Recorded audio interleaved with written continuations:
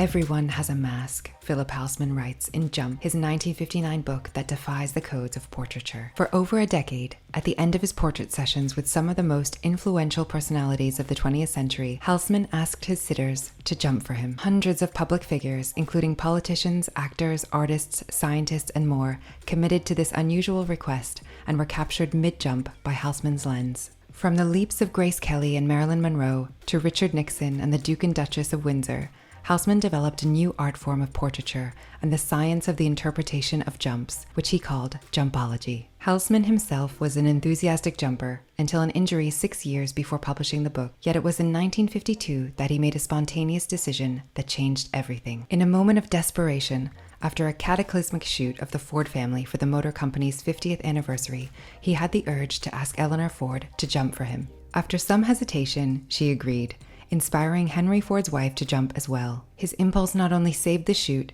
it was a revelation.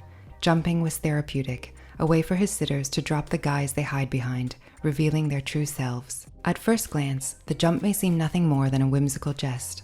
Yet in Jump, Halsman, with his singular humor and gentle sincerity, reflects on what jumping discloses about a person, from the position of their arms and legs to their facial expressions. Dr. J. Robert Oppenheimer leapt with one arm pointing straight up, which for Halsman symbolizes ambition. Marilyn Monroe, who Halsman jumps with on the cover image, was terrified after realizing a jump could show her character, while 87-year-old Judge Learned Hand willingly took up the challenge, leading Halsman to conclude that the secret to eternal youth is one's spirit. In a jump, the subject, in a sudden burst of energy, overcomes gravity, Halsman writes. He cannot simultaneously control his expressions, his facial and his limb muscles. The mask falls. The real self becomes visible. One only has to snap it with a camera. Each jump was a collaboration. His defiance of portrait protocol gave even the most distinguished figures permission to abandon the codes of self-presentation. Jump not only celebrates the act of jumping through the person in the frame, it also reveals something of the photographer,